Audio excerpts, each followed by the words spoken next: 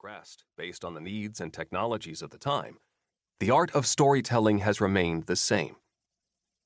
Movies are a combination of art and science. The technological revolution has literally changed the way we see movies, and therefore, by necessity, has changed the way we write movies. But no matter what changes are made in the execution of the material, the nature of the screenplay is the same as it has always been. A screenplay is a story told with pictures, in dialogue and description, and placed within the context of dramatic structure. That's what it is. That is its nature. It is the art of visual storytelling. The craft of screenwriting is a creative process that can be learned. To tell a story, you have to set up your characters, introduce the dramatic premise, what the story is about, and the dramatic situation, the circumstances surrounding the action. Create obstacles for your characters to confront and overcome, then resolve the story.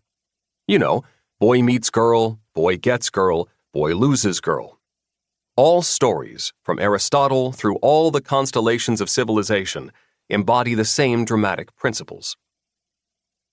In Lord of the Rings, The Fellowship of the Ring, Frodo becomes the ring bearer to return the ring to its place of origin, Mount Doom, so he can destroy it. That is his dramatic need. How he gets there and completes the task is the story. Lord of the Rings, The Fellowship of the Ring sets up the characters and situation and narrative through line. It establishes Frodo and the Shire, as well as the Fellowship, who set off on their mission to Mount Doom. Part 2, The Two Towers, dramatizes the obstacles Frodo, Sam, and the Fellowship confront on their journey to destroy the ring. They are confronted with obstacle after obstacle that hinder their mission. At the same time, Aragorn and the others must overcome many challenges to defeat the orcs at Helm's Deep.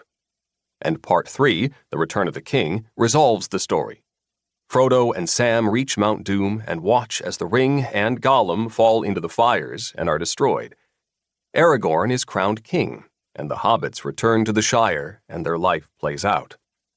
Setup, confrontation, and resolution. It is the stuff of drama.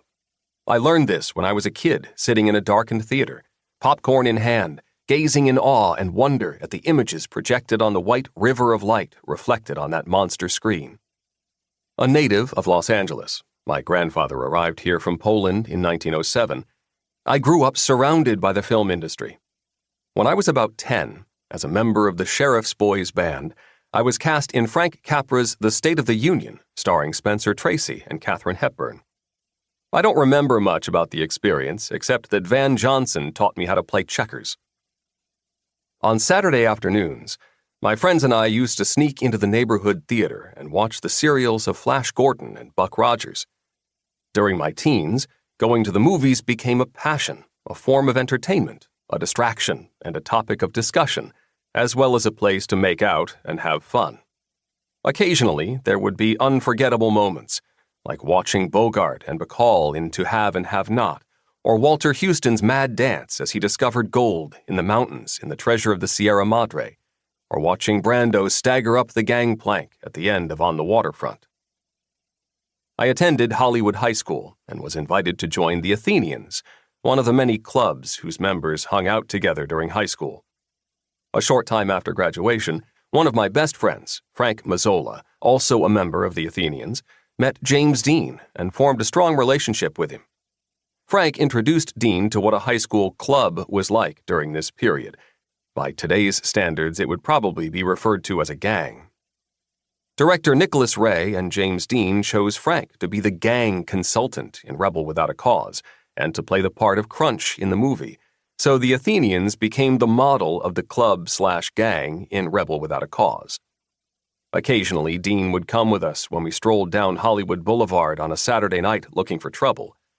We were the so-called tough kids, never backing down from anything, whether it was a dare or a fight. We managed to get into a lot of trouble.